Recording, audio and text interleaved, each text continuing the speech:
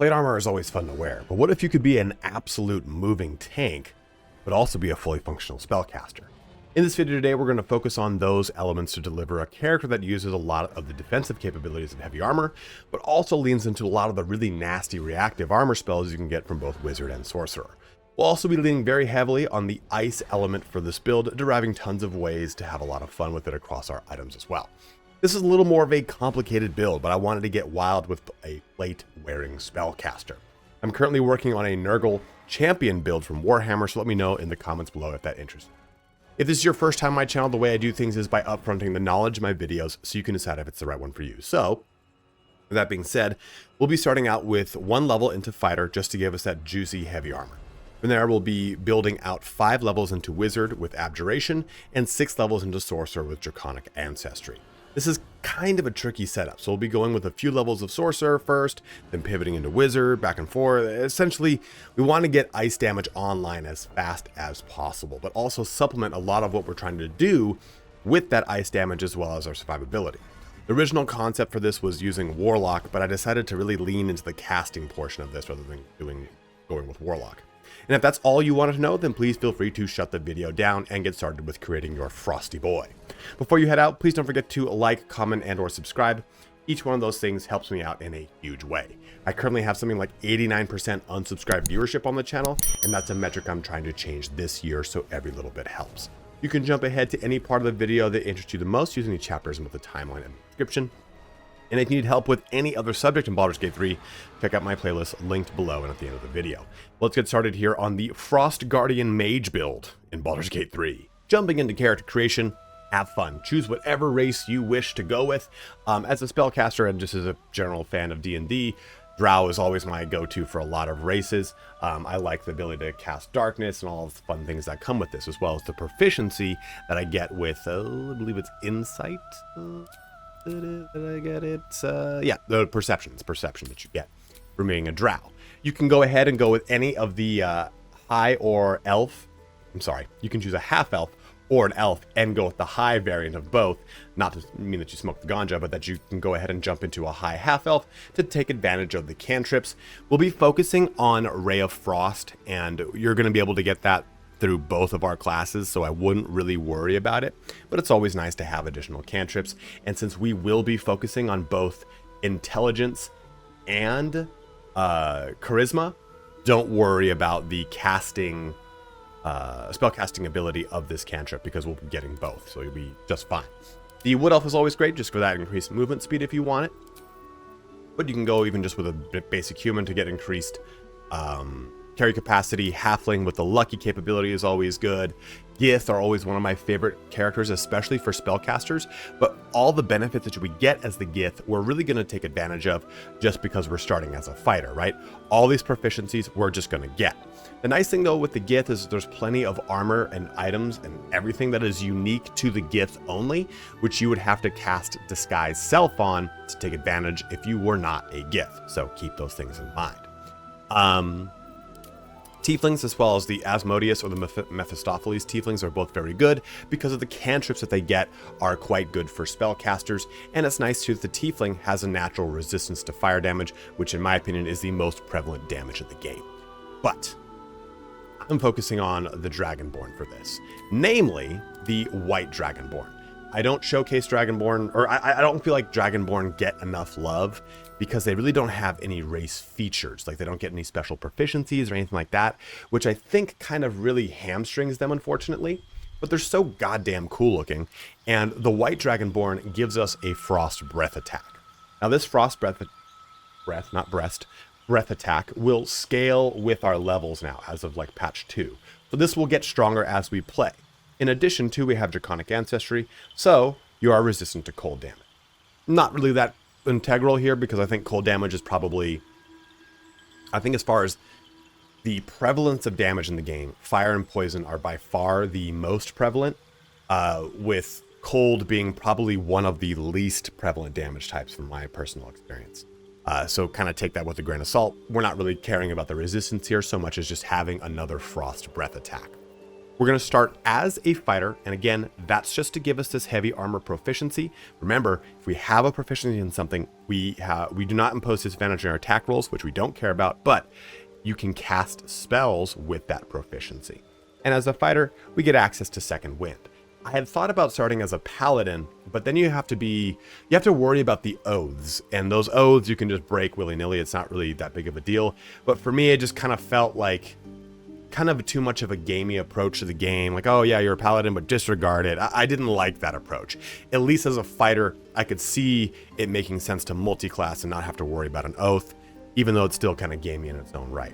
You could go with Ranger too and pick up Ranger Knight to also grant you heavy weapon or heavy armor. You can do that if you want. Also, there's an option for Cleric if you wanted to go that route, just to get you some heavy armor through the 3 domains. I think it's Life, Light, Nature, and Knowledge are your ones. Oh no, it's Nature and War are the ones that give you access to heavy armor.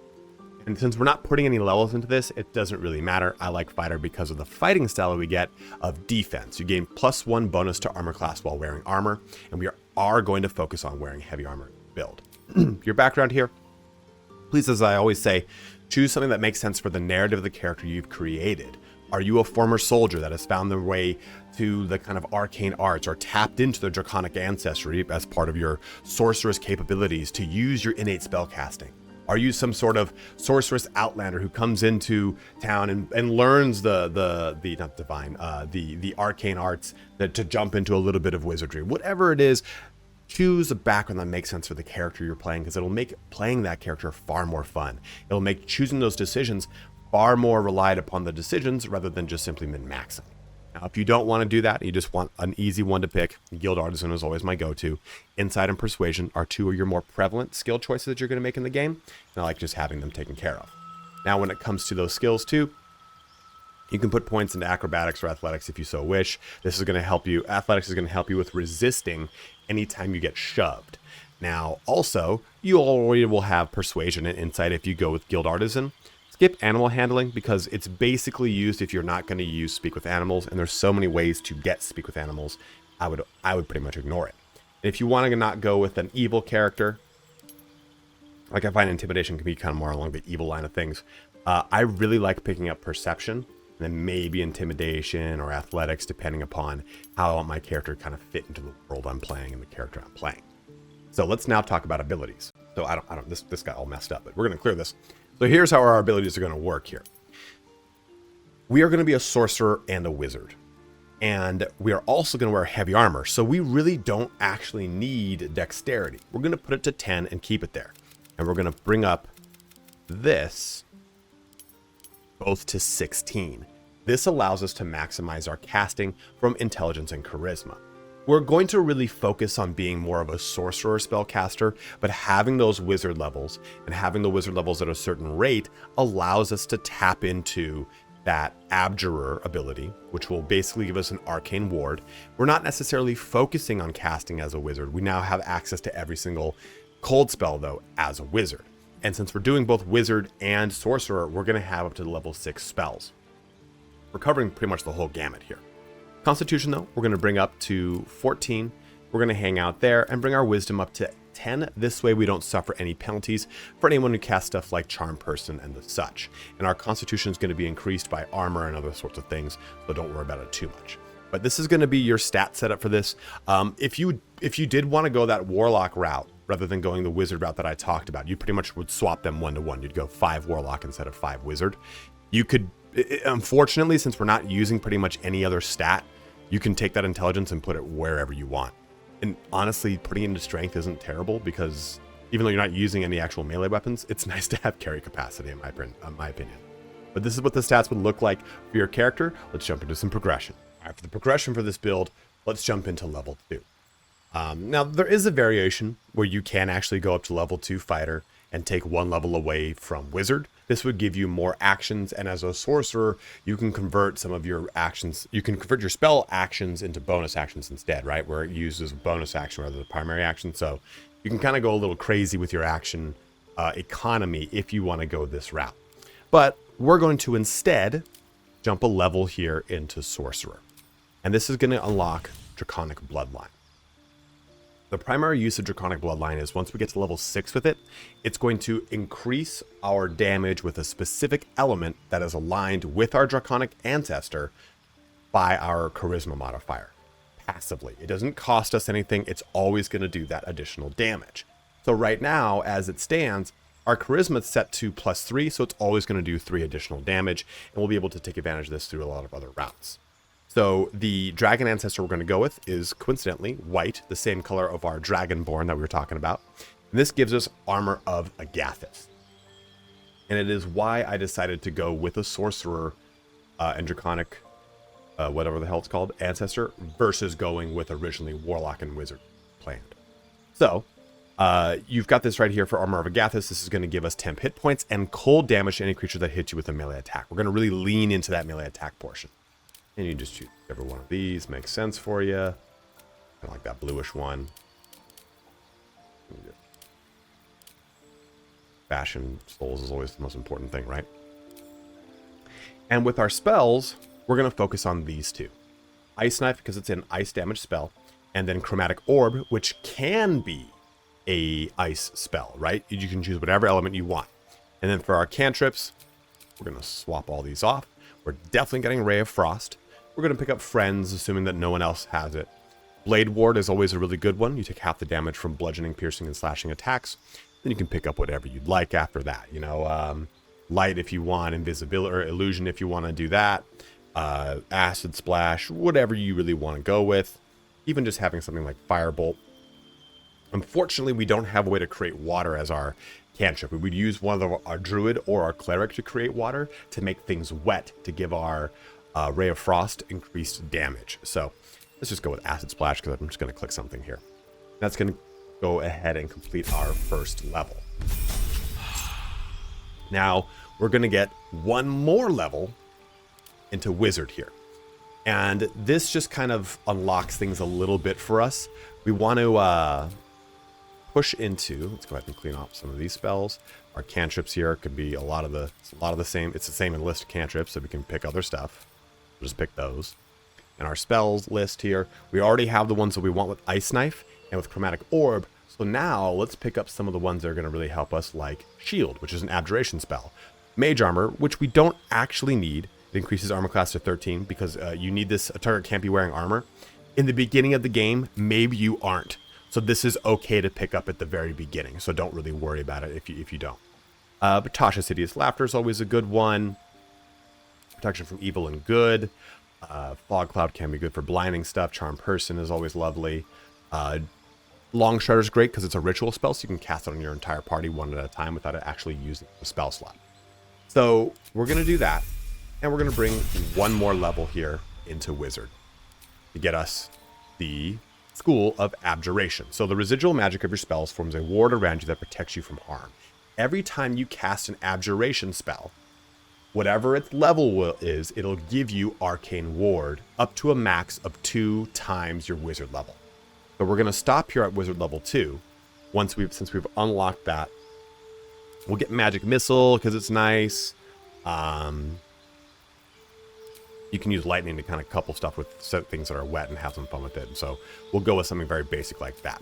So that is our Wizard stuff taken care of. Also, too, Abjuration spells are a little bit cheaper. So that putting those Abjuration spells into your spell book will be cheaper by half, right? So rather than it costing 50 gold per level, it's now 25. So that is the convoluted part. Now we're going to pivot back to Sorcerer.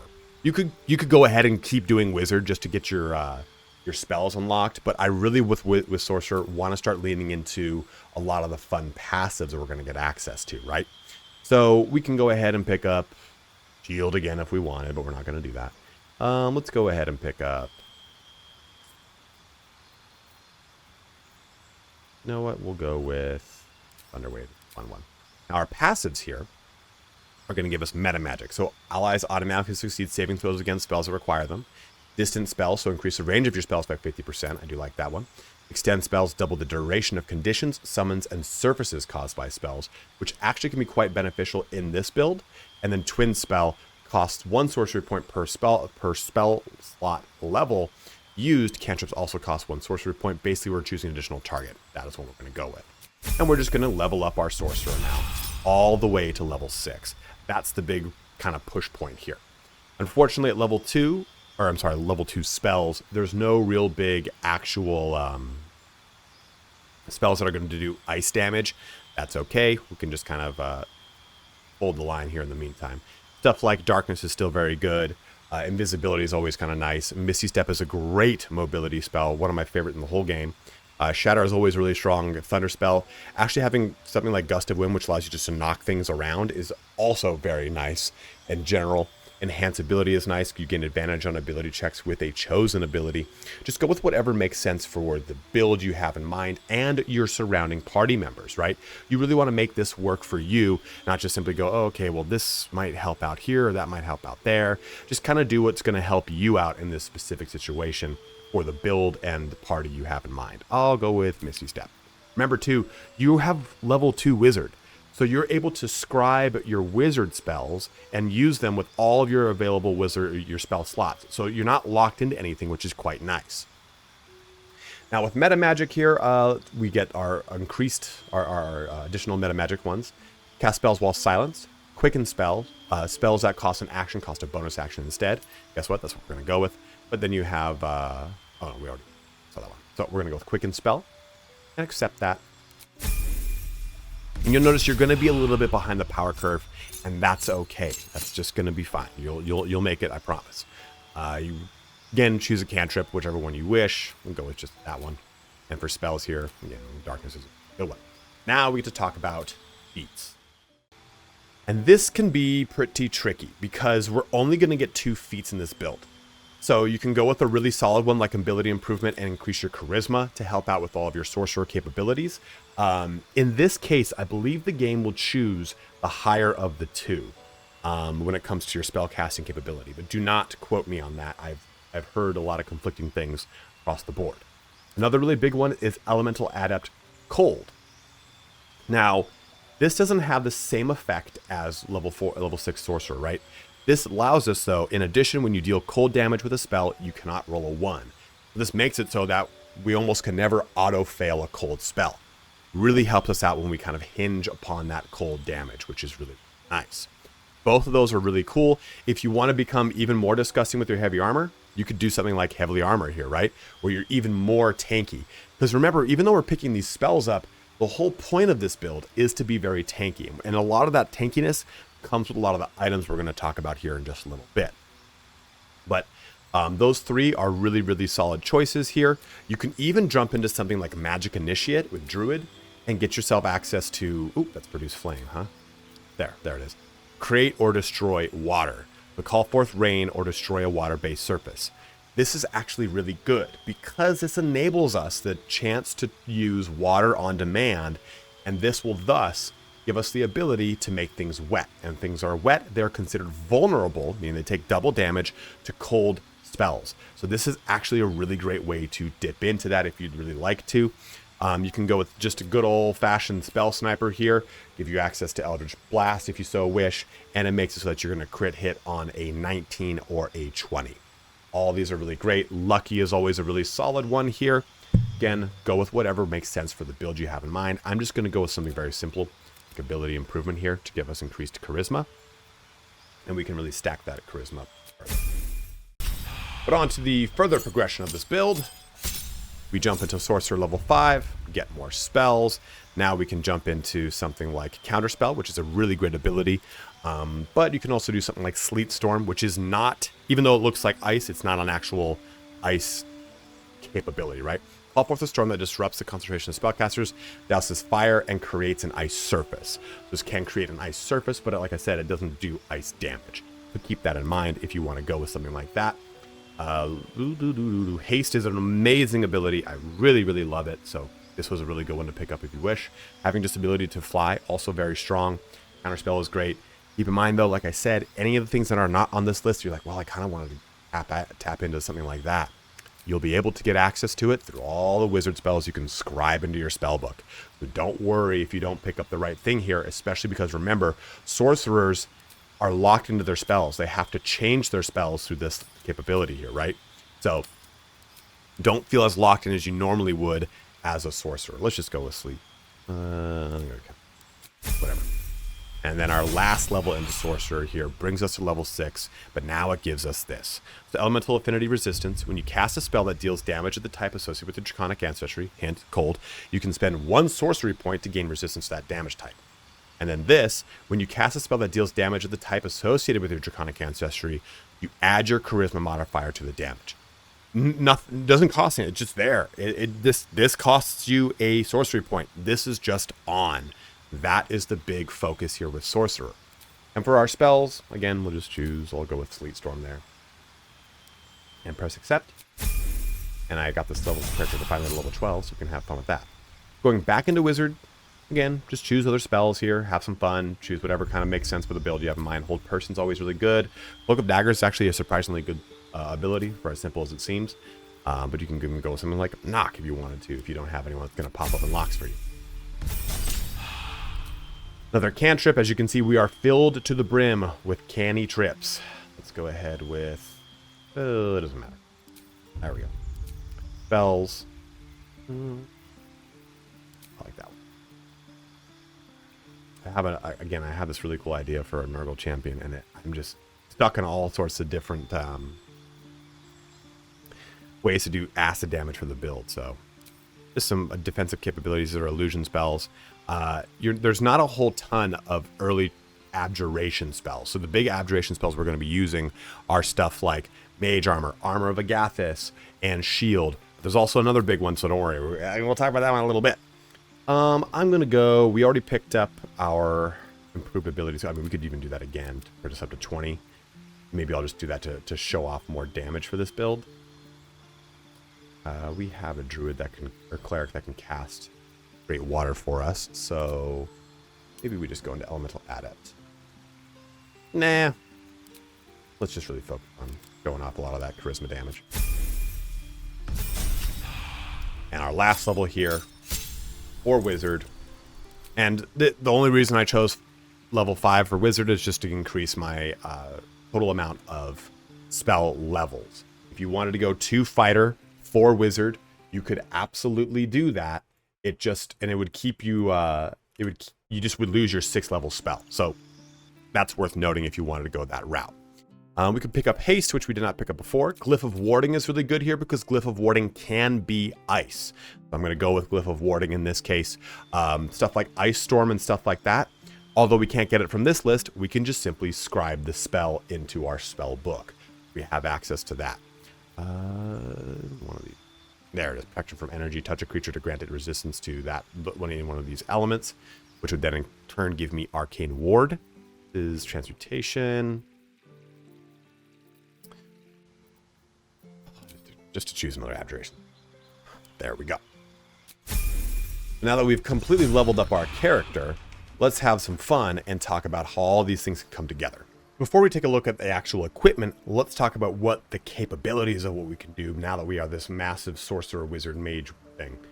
And what we can really do is have a lot of fun with our sorcery points, right? We have all of these cool meta magic abilities, Distant Spell, Twin Spell, even Quicken Spell, to kind of bounce back and forth between action and bonus action. And we can use these sorcery points too to replenish some of our spell slots. And even further, we can use spell slots to give us sorcery points, which is one of the best things about being a sorcerer. Outside of that, though, we have also Arcane Recovery. Because we only have 3 Arcane Recovery charges. That's kind of also why we went to level 5. Level 4 Wizard would only give us 2. This gives us 3. So we can use these to replenish a level 3, a level 2, and a level 1, 3 level 1s, whatever combination we want to do. But at least keeps these 3 kind of online for us. And also we get Arcane Ward. So this right here, your Arcane Ward blocks damage equal to its charges and then loses 1 charge. Casting Abjuration spells will add charges equal to the level of the spell. This gives us a lot of tankability. A lot of tankability. So I can go ahead and cast Armor of Agathis here. I could even boost this bad boy up to level 30. So level 6. Wow.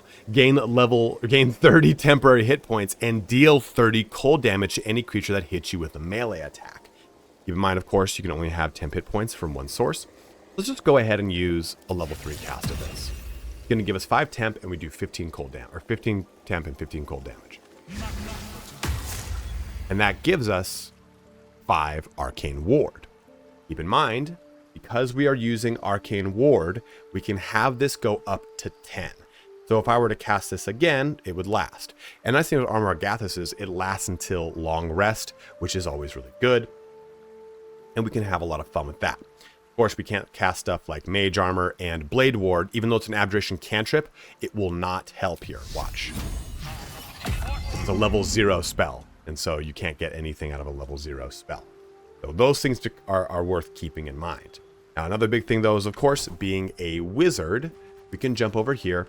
And even though we are only relegated to level 3 wizards from our, wizard spells from our leveling, we press this button and we can pull in all these really juicy capabilities, right? Like Cone of Cold, this Freezing Sphere ability, Wall of Ice, even Fire Shield. So I'm going to learn all those. And now we have them just online for us. We can knock out some, we'll take out Mage Armor, we'll take out Tasha's, we'll take out that, and we'll just put these nice, cool, cold spells just into our repertoire. Keep in mind, those are level 6 spells, so we can't go too crazy. We'll only be able to kind of cast probably this one or this one, and then our level 5 spell is going to be like Cone of Cold if we wish. But now we can really tap into all those great things to give us a lot of really fun stuff. And what we're really going to hinge upon, even though I got the spell for it, is this Fire Shield Chill. Because Fire Shield has 2 variants, Fire Shield Warm and Fire Shield Chill. With Chill, it does ice damage or cold damage as a response. So ice cold flames shed light in a 10-foot radius. You can take only half the damage of all fire damage, and you now deal 2 to 16 cold damage to anyone who hits you with a melee attack. So we have that online now, which is an evocation spell, not an abjuration spell. So keep that in mind. Casting it did not give us Arcane Ward. I just want to show that it is online. It's another form of cold damage on top of our cold damage from Armor of Gathis. And we have a different way to cast it than just simply the spell. So now let's go into equipment to talk about all these things and how they can really kind of trickle together. When it comes to equipment, the 2 big weapons you're going to be looking at are the Morning Frost, which you'll be getting in Act 1 by kind of taking care of Cluster Bark quest, I believe it is. But when dealing cold damage, the wielder deals an additional 1 cold damage, and dealing cold damage with a spell possibly inflicts chilled upon the target. It gives us a free Ray of Frost evocation cantrip. It's great, right? And chilled is nice here because it does this capability. Affected entity is vulnerable to cold damage and resistant to fire damage. And we're not focusing on fire, so who really cares? And that's the nice thing about that. That is our primary weapon we'll be using is Morning Frost until we get to Act 3, which in case we would use Marco Heshkir, which gives us, you gain +1 bonus to spell DC and spell attack rolls, which is bueno. Arcane Battery, alleviate the arcane burden of spell casting with the power of this staff. The next spell you cast doesn't cost a spell slot. This allows us to keep our level 6 spell slot online, which is very nice. But the biggest boon of this is this right here, Kreska's Favor. We're going to click this ability, and then we're going to hover over Frost of Dark Winter. And it's why, again, I chose not to go with Warlock, because we get one of the biggest Warlock abilities from this. And I lied to you, that's not true, we don't. Embrace Kreska's Ice to gain resistance to cold damage. Your cold spells deal additional cold damage equal to your proficiency bonus. So that bonus at this level is +4. So I now get that Draconic Ancestry, giving me a ton of damage to my spells, because I'm doing cold damage with my spells, and I get my charisma bonus added in. This just gives me that 4 additional proficiency bonus damage as well, and it lasts until long rest. When you deal spell damage, you inflict 1 turn of frost upon the target. Take a look at that. The entity has disadvantage on dex saving throws. When there are 7 or more turns remaining, the entity must succeed a Constitution saving throw or take 1 to 4 cold and become frozen. On a successful save, it only takes half damage. Where's that? And then frozen, affected entity is utterly enameled in ice and is incapacitated. If dealt bludgeoning, thunder, or force damage, the ice shatters, ending the condition. That's why we've picked up a little bit of our lightning stuff too. So that's great. That is a lot of fun. And keep in mind too, when someone's incapacitated, oh, I thought it was give them a, suppose not. But we get Code of Cold activated for this as not even a spell. It doesn't cost a spell slot to use this. It's a little action that'll pop up over here on the right. And we get Ice Storm. This used to give us, and it was one of the big reasons I went with Frost of Dark Winter. It used to give us Arms of Hadar, or I think you can actually do the R. Yeah, ooh, no, you can't. It used to give you Hunger of Hadar, which was the big Warlock one I wanted to kind of use with this build. But Hunger of Hadar will fall off in its usefulness in the mid portions of the game, so this kind of still keeps a lot of the value systems online. So I'm going to go ahead and press this capability. So just look, we are just covered in frost elements right now. It is very sick. Those are our weapons. Let's talk more about our gear now. The character is staggeringly blinding. So a big thing that we need to focus on is this. You need the Absolute's Protector. If the wielder bears the Absolute brand, all damage received from spells is reduced by 1. Don't worry about that. If you don't want to do that portion of the game, then just go ahead and skip it. You'll get this in Act 2, I believe it's the Twilight Tower. You get the Shield Bash capability, which is nice, but the nicest thing about this is that it gives us Fire Shield Chill, so that we don't actually need to use a spell slot to use it. It does replenish on long rest, so until you actually get Fire Shield, this is a great way to turn Fire Shield on for yourself without actually using the spell slot. Very much enjoyed this route for the character. Now, outside of that, we have some other big things you want to focus on. Pretty much everything I'm wearing. There are different routes you can take with the armor. The Helldusk armor is kind of good because it causes reactive fire damage. Any armor that you want to use that's heavy, just go ahead and use it. But I think landing on something like the Dwarven Splintmail is quite good because you ultimately will get 2 Constitution from this. That's very nice. Just use whatever heavy armor. Even if you want to use the Armor of Persistence, like that heavy armor that gives you Blade Ward and Resistance just by wearing it, go ahead and do it. Just use whatever heavy armor you can get yourself access to, because there's nothing that really keys off of this build heavy armor-wise.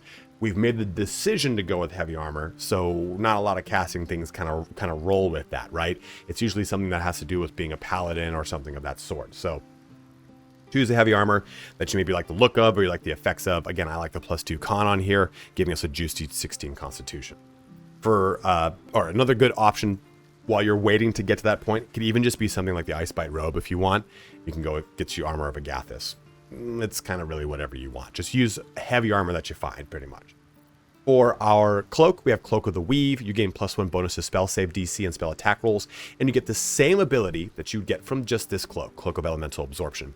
They're pretty much the same cloak. One you get at the end of Act 2, one you get in Act 3, and it costs some money. But basically, you absorb element damage once per short rest, take half damage from the next elemental attack targeting you, and deal an additional 1d6 of that element type on your next attack. So it's nice to just get some additional damage out. From what I've heard, that is melee weapon damage, and I have not been in a cold situation to test that enough. As far as helmets go, one that you'll get early in the game is the Cold Brim Hat. Once per turn, any condition inflicted on a target also applies 2 turns of Encrusted with Frost. That's any condition. So if I want to use Acid Splash or something, this basically builds up Frost on them. After 7 turns, they become frozen. So, and they also have a disadvantage on Dex saving throw. Another really good one that you can get early on, it's a medium armor piece, but it just kind of gives you a nice little spell saving throw. You can use medium armor in this build because you've got all the way up to it. So pretty much use whatever you have access to. But ultimately, you probably want to land on something like a Birthright, which is going to give us +2 charisma. You can see my charisma is at 22, so this gives us +6 passive damage to all of our cold spells. It's absolutely bonkers, right? In addition to, with our proficiency bonus of +4, so now with this staff and this level of charisma, we get +10 damage to all of our, I don't think it shows here, all of our just generic cold damage spells. There's +2d6, but it would do an additional 10 damage, which I believe we'll be able to see once we take a look at combat. As far as your gloves go, you can go with something like this, the Gemini gloves. Cantrips targeting foes and allies can target an additional creature. The same target can be chosen twice. These are nice because you press this ability, And it lasts it's until short rest, which is pretty nice. That way you can kind of get this going every short rest. The other option here would be something like the quick spell gloves. Cantrips that cost an action cost a bonus action instead.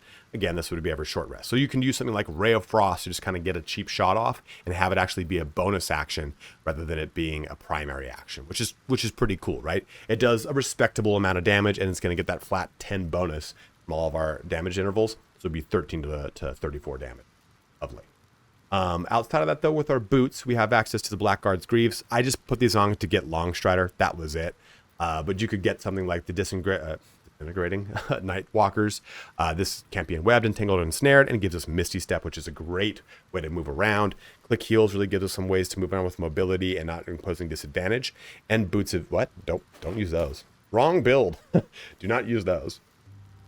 But again, use Greaves that make sense. Unfortunately, there are not that many Greaves that make sense for this build. There are ones that have like elemental momentum.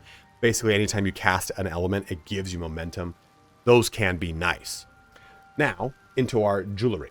So for jewelry, we have the ultimate is the Spell Crux Amulet, because this gives us spell slot restoration. You just turn a spell slot right back online. It's an absolute must. You're going to get this actually you get this in Act 1, I believe, from something in the Underdark. Some other options though, Amulet of the Harpers. This is a shield spell. It's an abjuration spell. When it triggers, it is level 1, so it's going to only give you one thing of arcane ward here, but it is nice nonetheless. Necklace of Elemental Augmentation. When one of your cantrips deals any one of these elements, which we have all the cantrips now, add your spellcasting modifier to the damage dealt, which is that. So if I do Ray of Frost and I have that necklace on, I have a lot of modifiers adding into this damage where it will go pretty heavy into just simply casting a damn cantrip. So there's Elemental Augmentation ring, boot, necklace, and I think there's gloves too. But the ring is nice as well, but this necklace I think is better. We have the Ring of Regeneration, just a simple health healing ring every 1 to 4, or every turn gives you 1 to 4 hit points. Crusher's Ring for movement speed. This is a nice early ring you'll get, Snow Burst Ring. When the wearer deals cold damage, they also create a 15-foot circle of ice around the target, or targets, which is nice. And then you have the Killer's Sweetheart for some auto crit hits, and the Ring of Mental Inhibition. When a foe fails a saving throw against one of your spells, they gain mental fatigue. So -1 penalty to Wisdom, Intelligence, and Charisma saving throws for every turn remaining. So that's a -2 right out the gate. So those are some examples of some items and some gear. Let's jump into what that gameplay looks like and how we can get all these things to wombo combo for some destruction. Jumping into combat, let's see how this all comes together. So I deliberately didn't start this on my turn to see if we can get any return damage onto these characters that hopefully will attack us. Let's see how it works. I've casted a little bit of wet on the field to make them all vulnerable to my ice damage as well, which will be juicy if it goes through. Miss. My AC is really high too, so keep that in mind, right? Like our AC for our main character here is 24. They're just missing on me all sorts. Aha, so we have Rush Attack that was cast on me, and we can use Shield. Now, Shield, keep in mind here, is an Abjuration spell. We already have the max amount of our Arcane Ward up, so we're not going to react to this, but this can be a really good way to basically mitigate that damage and boost our Arcane Ward, right? Let's not react.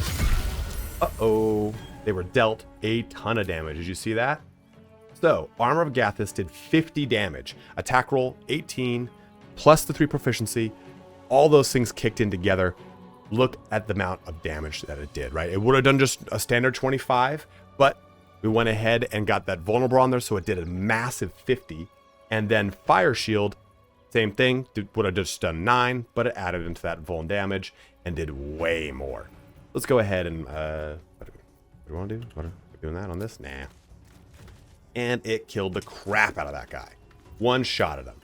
So with my character now, we can have a lot of fun. I can cast, we've got 2 actions, so I could go ahead and press Ice Storm and use a non-spell version because of our staff, or Cone of Cold, and go crazy here, right? We can also, basically we get 3 casts of level 6 spells, because I've got this Arcane Battery that makes it so that the next spell you cast doesn't cost a spell slot. I've got Arcane Restoration, or this Restoration ability, which will just outright recover that level 6 spell slot. So we can go crazy with our level 6 spells. Or we can do something like a twin spell. Spells that only target one creature can target an additional creature. Costs 1 sorcery point per spell slot level. So in this case, it would cost me 6 sorcery points to double cast this freezing sphere. We'll go ahead and not do that right now because it will just completely murk the whole entire battlefield, really. So I'm just going to show off a quick casting, though, of Ball of Ice. And we'll cast it like here to here. Of course, the target will block. Why wouldn't it be? And this is just a fun ability. Remember, they're wet, so it's going to do quite a bit of damage. Maybe it actually won't. Weird. Don't know why they didn't do the damage. But you can still do other things, like quickly recover from that fast. We have stuff, again, like Twin Spell. And just to show you what we could do with this, we could just simply cast Ray of Frost. Oh, we are. Move back a little. I don't care if they hit me. No, hit me. I want you to hit me. Just do it right here. So Twin Spell, we can go ahead and do Ray of Frost. You know what? We do same time.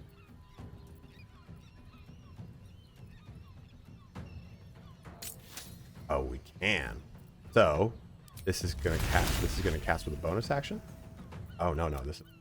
Aha! Adroit caster because of my gloves. I can make this cantrip shoot 2 targets.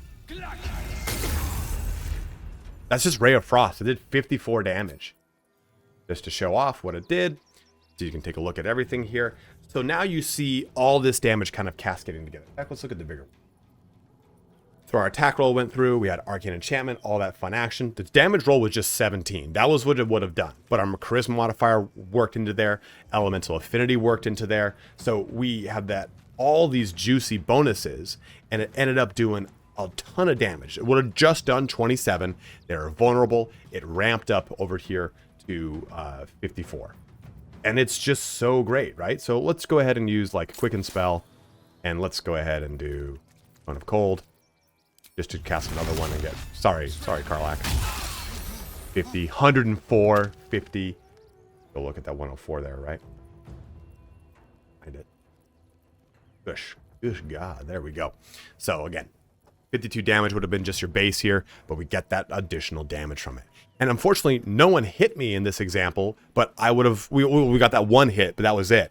I would have been dealing out so much more damage. Nothing can hit me. And remember, too, Arcane Ward doesn't get removed by the... Like, you have 10 charges. It's 1 charge is removed regardless of the amount of damage. So if some guy hits me for 100, I reduce 10 of that damage. It becomes 90, and I take the rest. And then it goes down to 9 charges. So I'm basically constantly keeping this Arcane Ward up while I have this Armor of Agathis up and this reactive Fire Shield up. I'm just pouring on damage non-stop.